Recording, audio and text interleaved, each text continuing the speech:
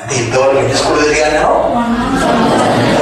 ఈరోజు ఉదయం కూడా ఇక్కడే స్కూల్స్ గవర్నమెంట్ స్కూల్స్ మార్నింగ్ ఇక్కడే గవర్నమెంట్లో పోలేదు. ఎందుకు చెప్తున్నానంటే మీరు కూడా చాలా ఎనర్జీ మంచి వైపు ఉంటుంది. దాన్ని మంచి వైపు తీసుకొస్తే మీరు బ్రహ్మాండంగా తయారవుతారు. మీకు అందరికీ తెలుసు అబ్దుల్ కలాం గారు పేరు విన్నారు కదా, అందరూ విన్నారు కదా. ఆయన చిన్న వయసులో ఉన్నప్పుడు చాలా పోలెస్ట్ కూడా ఉన్నవాడు, చాలా పేదరికం ఉండేది వాడు. ఆ సమయంలో ఇంట్లో చపాతీ రొట్టెలు ఒకసారి రొట్టెలని నేను తినేశాను. తినేస్తే వాడు అంతా కోపడలేదు. ఉద్యోగానికి ఏమైనా అక్కడ అమ్మ ఆకలి తింటారా, అమ్మాయి తింటారా నేను తినామంటే ఒక ఏమన్నా తెలుసా, అమ్మ ఈరోజు నీవు తినాల్సింది కూడా నేను తినేశాను కదమ్మా, రేపటి నాడు నేను పెద్దగా అయిన తర్వాత దేశంలో మంచి స్థాయి ఎదుగుతానమ్మా, ఇది నీకు మంచి పేరు తీసుకొస్తానమ్మా అని చెప్పాడు. ఎవరు అర్థం చివరికి ఏమైనా తెలుసు పెద్ద సైంటిస్ట్ చెప్పాడు. మిసైల్స్ మ్యాన్ ఆఫ్ ఇండియా అంటారు. ఏమంటారు? క్షిపణి అంటాం కదా తెలుగులో కూడా. అంత మాత్రమే కాదు, మన దేశానికి ప్రెసిడెంట్ ఆఫ్ ఇండియా. ఇది మనం నేర్చుకోవాల్సింది ఏంటంటే మనం మన వల్ల మన అమ్మ నాన్న పైకి ఉండాలా, పిల్లవాడు నా పిల్లవాడు గర్వంగా చెప్పుకోవాలి. వాడు చిచి చిచి ఈ పిల్లవాడు నా కొడుక ఈ అమ్మాయి అనే పరిస్థితి మనం తీసుకున్నాం. ఓకేనా? ఈరోజు నిజానికి 10th క్లాస్ వాళ్ళకి ఈ విషయం అన్నారు, కానీ వాళ్ళకంటే నీకు అందిందంటే మీ అదృష్టవంతులు గుర్తుపెట్టుకోండి. ఇప్పుడు ఏంటంటే 10th క్లాస్ అనుకొని ఇచ్చారు. ఇప్పుడు మనం పట్టుకుంటే ముందు ఏం చేద్దామంటే, మనం ఈ సంవత్సరంలో ఫైనల్ ఎగ్జామ్స్ ఎప్పుడు ఉంటాయి మీకు తెలుసు కదా. మీకు ఏ మంత్లో ఉంటాయి? ఏప్రిల్లో ఉంటాయి, అంతే కదా. ఏప్రిల్లో ఉంటాయి.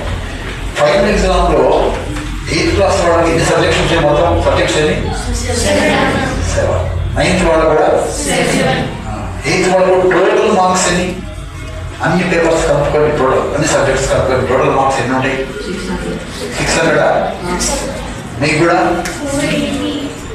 మొత్తం టోటల్ అంటే ఈ ఇంటర్నల్ మార్క్స్ వేరే ఉంటాయి, ఇక్కడ మార్క్స్ వేరే ఉన్నాయి, 20 మార్క్స్ వేరే ఉన్నాయి. ఏం లేవు కదా, ఫుల్ కదా. సబ్జెక్ట్ 100 కదా, సబ్జెక్ట్ 100 కదా సార్. 20 ఉంటాయి ఇక్కడ. 6 అంటే 480 మార్క్స్. 480 మార్క్స్ 480 మార్క్స్కు 480 మార్క్స్ దిగాలి. ఈసారి దిగాలి, మీకు రావాలి. ఎందుకు రాకూడదు? 10th పైన రావాలా కాదు. కాబట్టి ఈ సంవత్సరం నేను 8th వాళ్ళకి 480 రావాల్సిందే. ఫైనల్ ఎగ్జామ్లో మొత్తం కలుపుకుంటే 9th వాళ్ళకి కూడా రావాలి. ఇది చిన్నగా గోల్ పెట్టుకుందాం మనం. ఒకటి ప్రయత్నం చేద్దామా? చెప్పండి, మీరే చెప్పండి. ఇప్పుడు మాకు ఎందుకు సార్ 10th ఎప్పుడో కాదు, మీరు అదృష్టవంతులు. ఇప్పటి మీకు ఎంత తయారైతే 10th క్లాస్ ఇంకా ఈజీ హాయిగా 20% మీరు వెళ్ళిపోతారు. కాబట్టి ఒక లక్ష్యం ఒక గోల్ పెట్టుకుందాము. 480/480 ఇది మన గోల్. ఇంకా ఫెయిల్ అనే క్వశ్చన్ లేదు కదా, మరి ఎవరు ఫెయిల్ కారు నేను అనుకుంటున్నాను. ఫెయిల్ అనే క్వశ్చన్ వస్తుంది అంటే 100% రిజల్ట్ అవసరం లేదు. అందరూ ఖచ్చితంగా పాస్ అయ్యారు. నన్ను ఎలాంటి డౌట్ లేదు. ఇది మాత్రమే కాదు, మనం 480 మీద మనం గోల్ పెట్టుకుందాం. 480 రావాలంటే ఏం చేయాలో మీకు ఇప్పుడు నేను టెక్నిక్స్ ఇస్తాను. టెక్నిక్స్ అది పట్టుకోండి, టెక్నిక్స్ పట్టుకోండి. ఇప్పుడే పట్టుకుంటే ఏమవుతుందంటే మీరు రేపు 10th క్లాస్ వాళ్ళకు మీరు అద్భుతంగా తయారయ్యారు. దాని వరకు ప్రయత్నం చేద్దామా? రైట్. భారత్ మాతాకి భారత్ మాతాకి భారత్ మాతాకి సరే. ఇప్పుడు 3 రకాలు చెప్తున్నారు మీరు. ఆ 3వ రకము మీ యొక్క ఇన్నర్ ఎనర్జీ, మీ లోపల ఉన్నటువంటి శక్తి. ఇప్పుడు నేను శక్తిని మీకు చూపిస్తాను. చూపినా? శక్తి చూపినా? అందరూ రెడీనా?